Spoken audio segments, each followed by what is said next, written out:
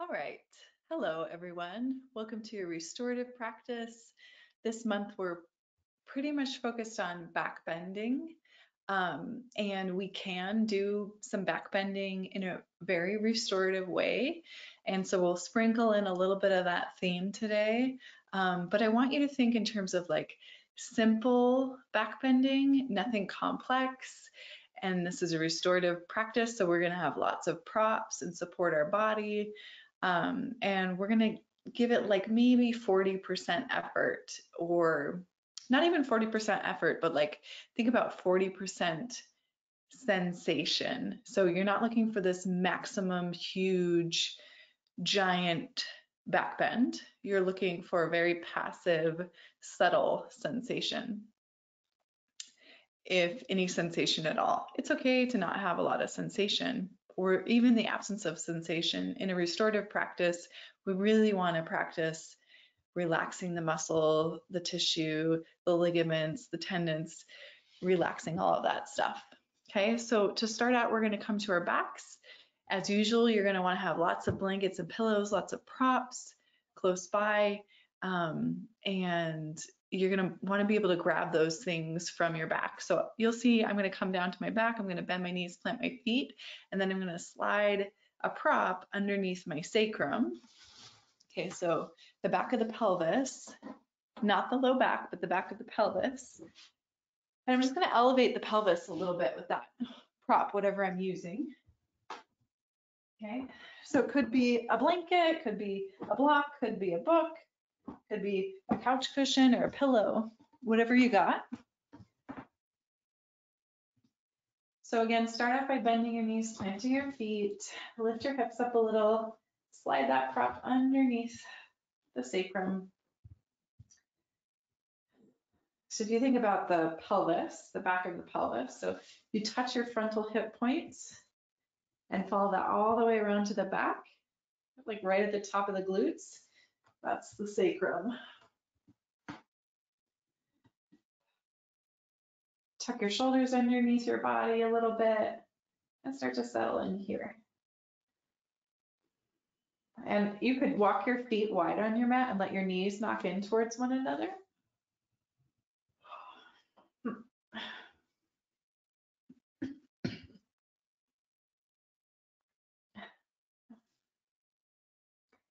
You can shrug your shoulder blades down your back, just make a little bit more space for the back of the neck to lengthen.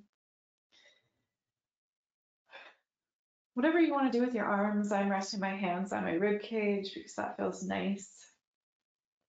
If you like, you could stretch your arms out wide, a little broadening across the chest might feel nice, especially if you've been working at a desk all day.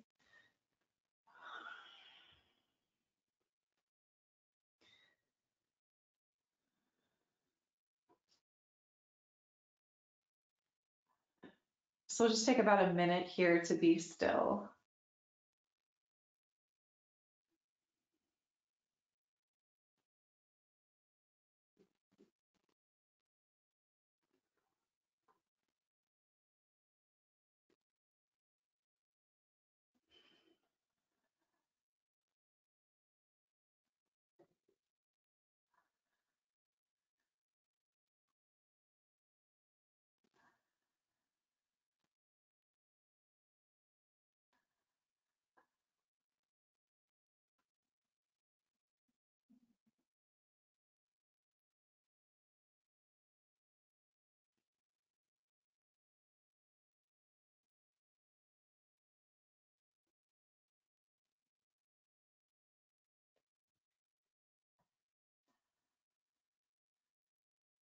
So we're going to incrementally add on to this shape. Start off by hugging your left knee into your chest and extending the right leg.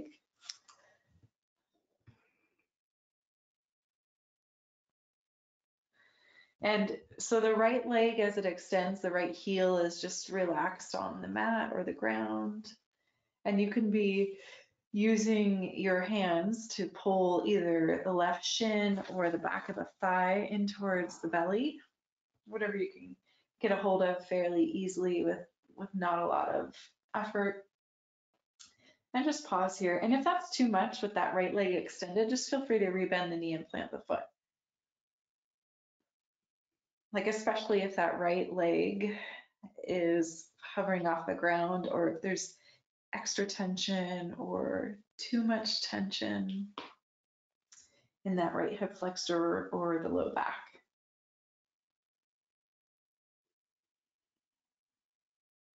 Take one more breath here. And then we're just going to switch sides. So first bend that right knee, and then hug the right knee into the chest, and then extend the left leg out. And then same thing, can you relax that left heel, let the left leg be long. Notice where you're feeling sensation, and can you effort a lot less, maybe 40% of what you're used to. So where can you relax? Where can you soften? And you're doing a little bit of work here by hugging that right knee into the chest, but can it be gentle?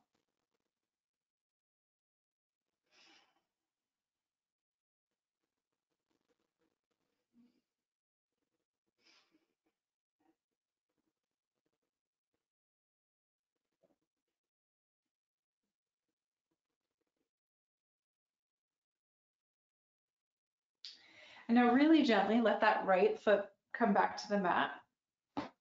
And you're going to either choose to pause here with both knees bent and both feet planted the same way that we began, or you could extend both legs out.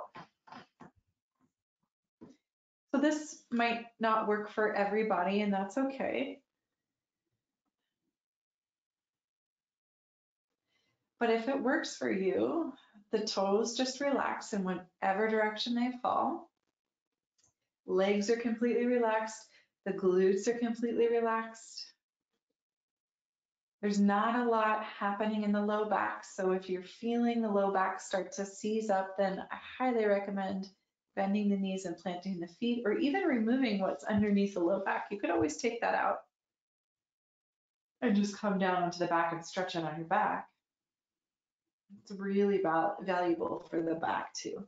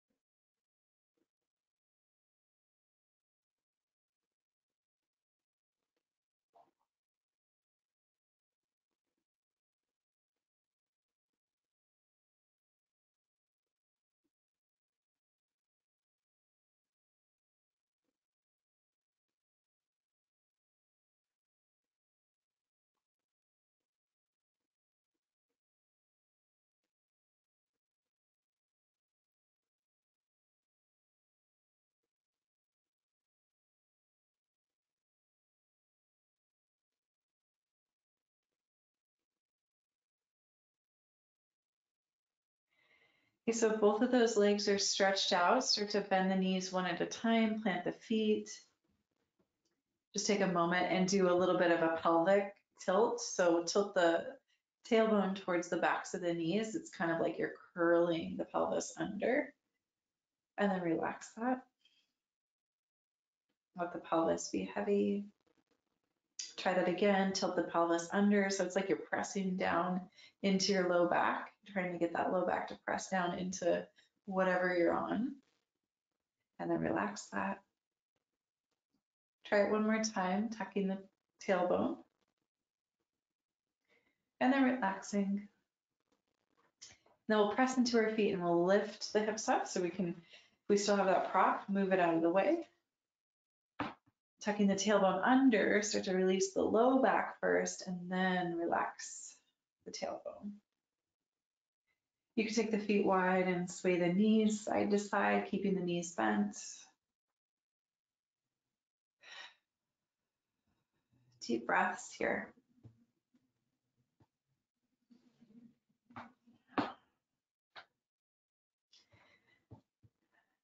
And then we'll do a little counter stretch. So we'll hug the knees into the chest and move towards happy baby.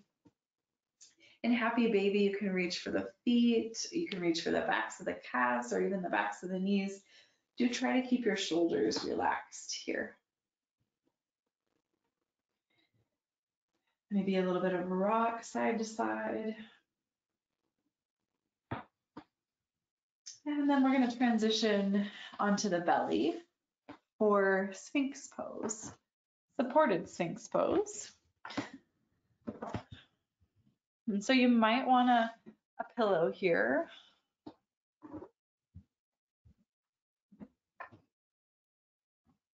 It's completely optional. You don't have to use the pillow, but if you want one, you could tuck it underneath the armpits.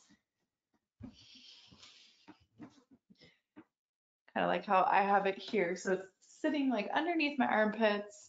It's just something that I can kind of lean my chest into a little bit. And in Sphinx, the elbows stay in line with the shoulders, or they come forward of the shoulders, but they're not behind the shoulders, right? So elbows are in line with the shoulders. I'm doing this little action of bringing my thumb to the head of my shoulder and then relaxing my hands forward. So I know that I'm tracking in alignment. And then if I need to decrease this sensation in my low back, I wiggle my fingertips forward, forward, forward so the elbows can lengthen out. The head, you can let the head relax so the chin can kind of just rest into the chest. You could stack some books underneath the forehead if you would like support for your forehead. This will be a relatively short hold, just about a minute here.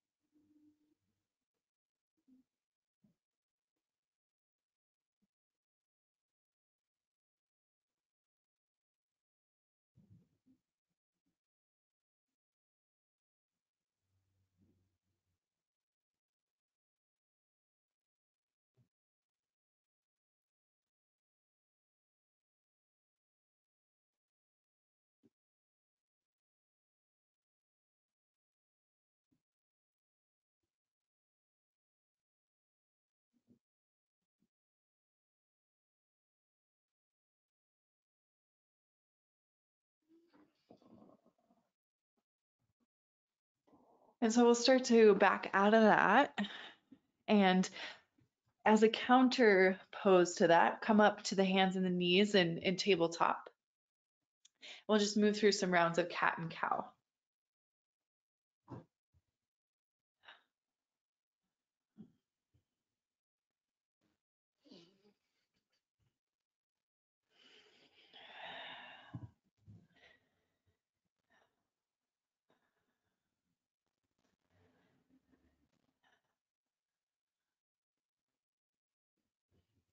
And so now we're going to take a supported pigeon, and this isn't a back bend in a restorative sense.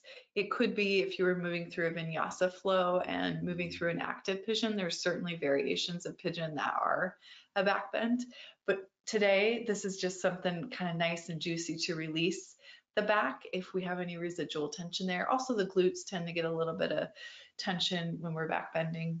So we'll take a knee, move it forward towards the same wrist. So I'm going to take my left knee forward, move it towards my left wrist. Both my hands are forward at the top of the mat.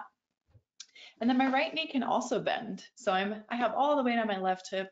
My right knee is also bent, and I can just fold over my legs from here, or I can bring prop or stool up underneath my arms to, make the floor a little bit closer to me. Okay, or second option for this variation of pigeon, if the hip flexors aren't too tight, if that range of motion is there without putting too much stress on the knee, the right leg can extend long behind you. In this case, both hips are pointing down towards the floor, or at least the right hip is. That's not really true of the left hip because it's in external rotation. But the right hip, neutral rotation in the hip socket, so it's pointing down towards the floor. And I'm feeling that. I know that I'm ready for that because I'm feeling that in my outer left hip and glute. I'm not feeling it in my knee so much. And then I can, again, bring props underneath my chest, my belly. I could slide a stool in front of me to rest my forearms on. I don't have to force myself to go all the way to the floor in this, but if the floor is accessible, then I can. So we'll stay a little bit longer in this shape. We'll take about 3 minutes. So make sure you're comfortable and you're supported. And if at any point in time this becomes too much in your body, back out, make it a little bit more gentle, add some more support, and then soften back in.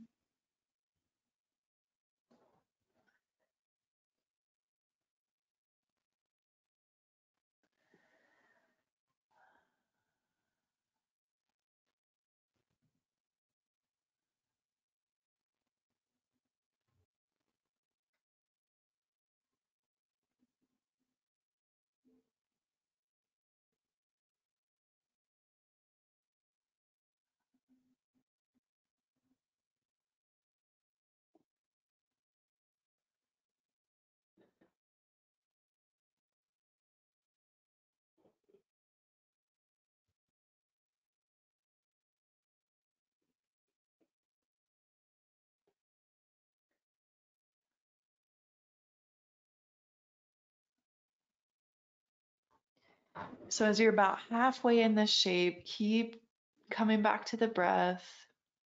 You let the breath be really deep and slow. Maybe taking the air in and out through the nose if you can. Maybe see if the exhale can start to lengthen out a little bit more than you usually would.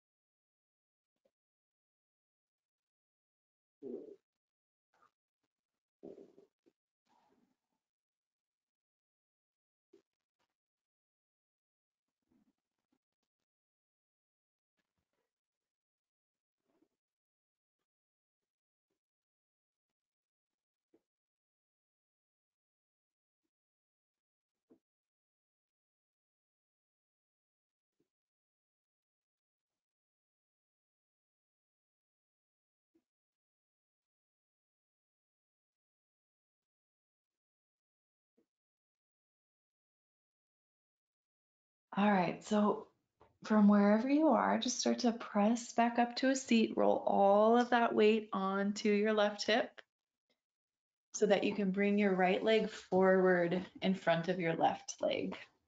So I'm just building it like a really easy cross-legged seat.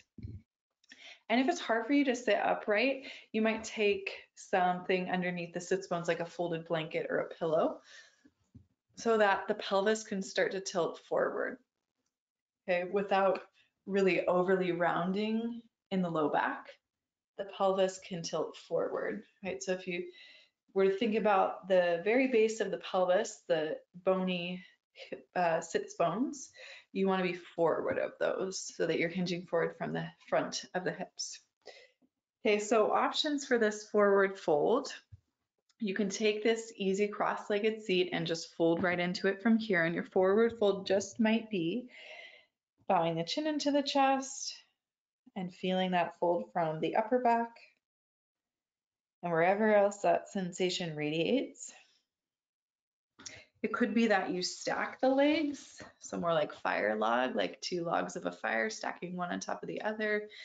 right ankle on top of left knee, right knee on top of left ankle. But if there's a lot of space here, like if your right knee is really far away from your left ankle, I recommend just unpacking it a little bit, let it be a little bit softer. Third option, right leg extends out long and you fold forward still over that left shin or ankle. Okay, so easy cross-legged seat, stacking the legs, right leg extends out long, left knee stays bent. Either way, we're gonna forward fold. Choose what's gonna be best for you, regardless of what I look like. You do not have to look like me. And then you can gather all of your props underneath you. One of my favorite things with couch cushions especially is they make these nice little chin rests. Okay, so I don't have to get very far to be in my fold. This is a great place to work and stay. And if you want, if it's there, if it's accessible, you can fold a little bit deeper.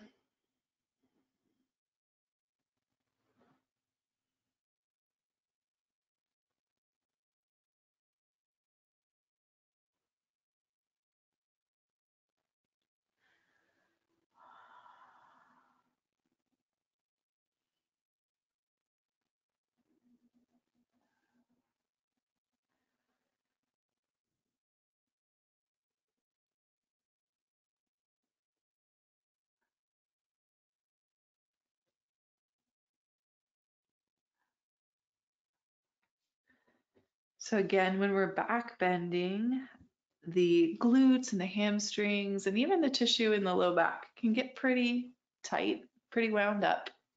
So these are just counter poses to release that part of the body that we've been adding tension to this month.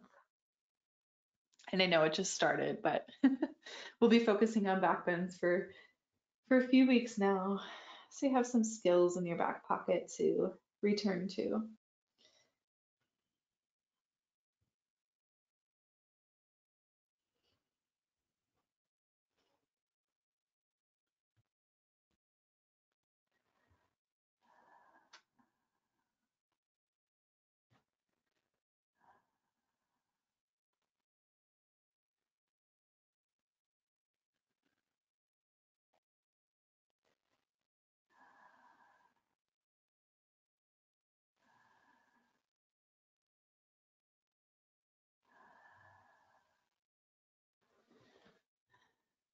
So we're gonna sit up nice and slow.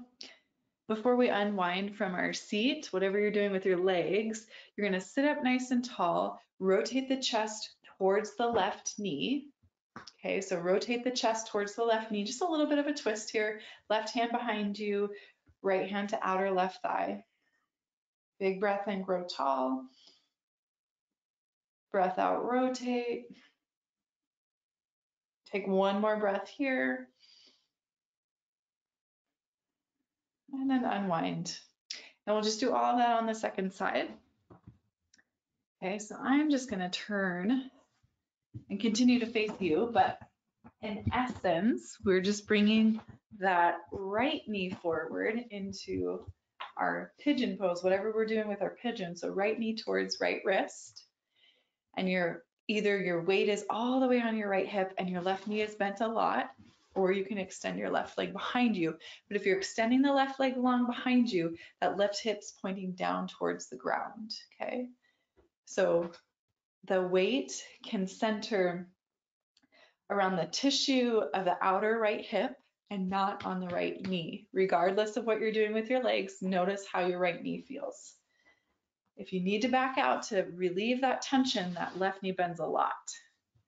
And then we bring all those props underneath our chest as we start to allow ourselves to fold in a little bit here. Whatever you need underneath your chest, pillows, blankets, blocks, books, stool, whatever you got.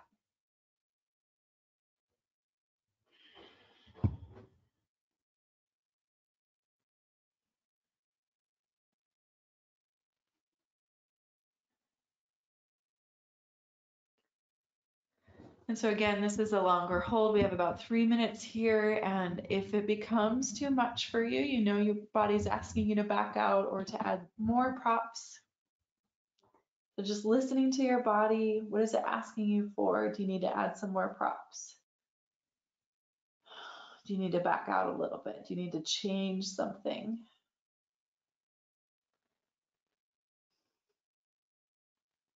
Deep belly breath.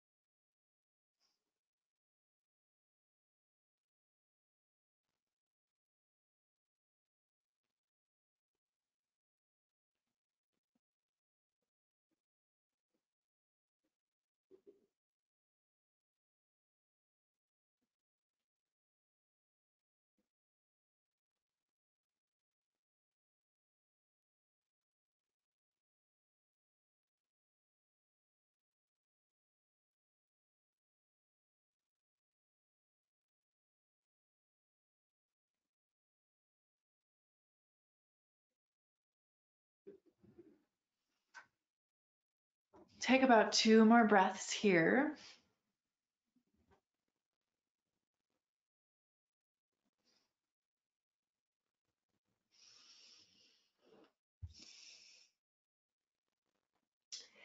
And then we'll slowly start to sit up.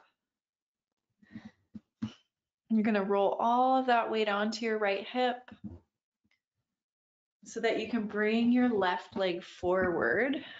So bring your left leg forward in front of your right shin and find that easy cross-legged seat if that's what you're taking.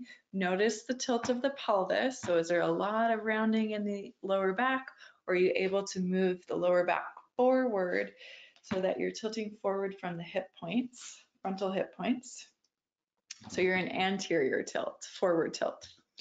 Okay, and then you're either gonna stack the legs, left ankle on top of right knee. Notice the distance between the left knee and the right ankle. If they're relatively close, you're probably okay to stay here. If there's a lot of space, make it an easy cross-legged seat, or extend the left leg out long. Either way, we're gonna fold forward over the right shin. And again, your forward fold might look like this, chin to chest.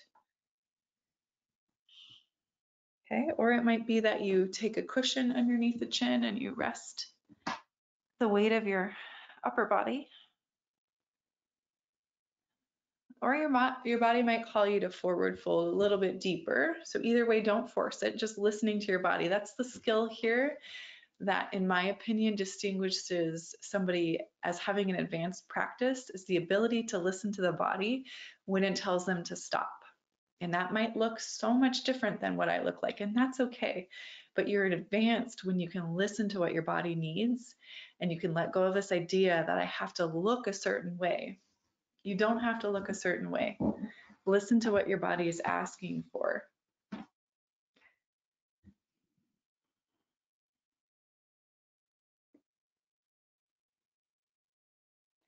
Eventually, we settle into stillness, whatever that might look like to you.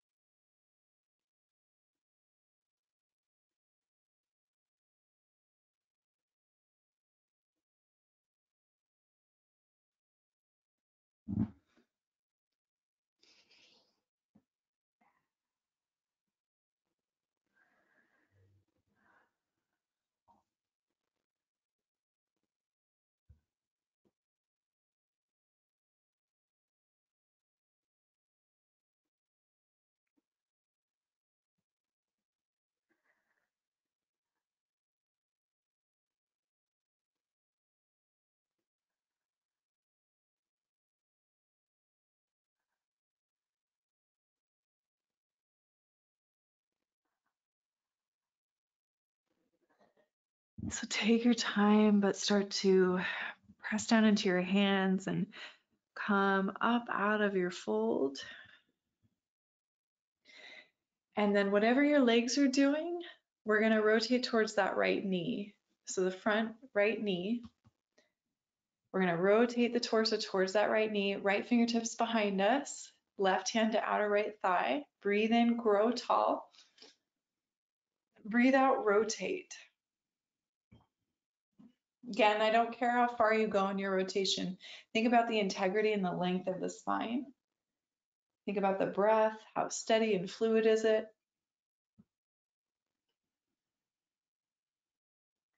And then unwinding, we're going to come on down to Shavasana. We'll take 1 minute in Shavasana. I highly recommend taking something underneath the backs of the knees to help the lumbar spine continue to release.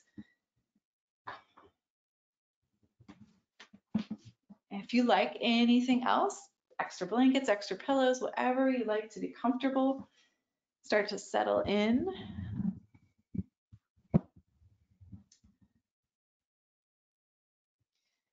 Relaxing the shoulders, down the back.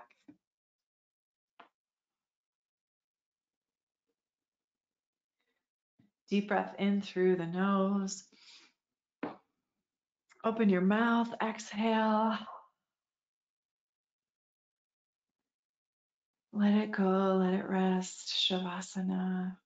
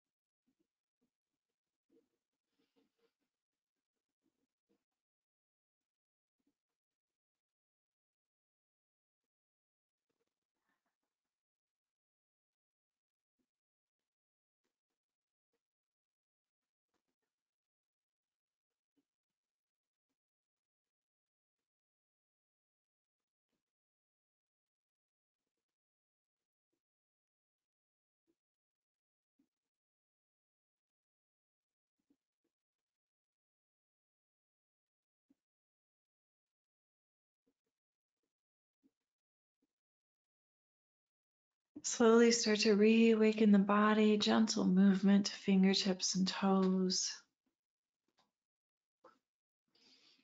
Arms reach over the head as you breathe in. When you're ready to exhale, bending the knees, roll off to a side, fetal position. We'll just take a few moments to rise up to a comfortable seat. A couple rounds of cyclical breathing where we'll take a big, huge volumizing inhale at the top.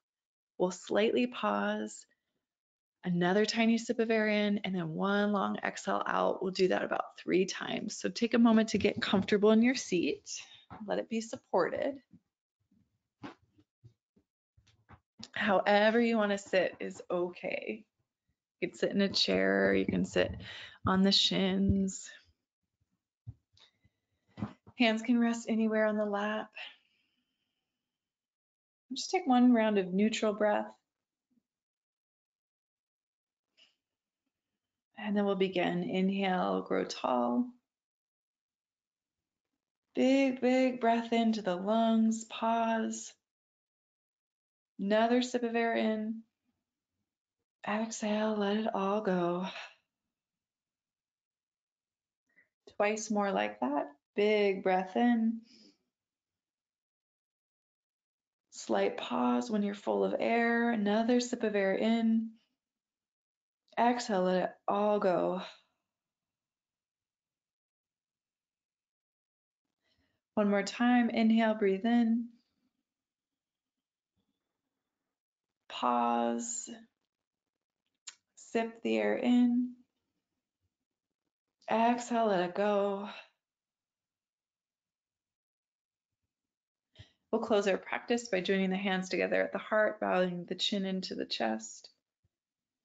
Just taking a moment here to honor your effort. honor your practice with reverence and gratitude. To all of our teachers, past, present, future, and to the teacher within your own heart. Namaste, yogis. Thank you all so much for joining me. I hope you enjoyed your practice. Please let me know if you have any feedback, any requests. I love to hear from you. My email address is Tessa, Tessa, at Tessa Tovar. Tovar is TOV as in Victor, AR.com. Take care of yourselves.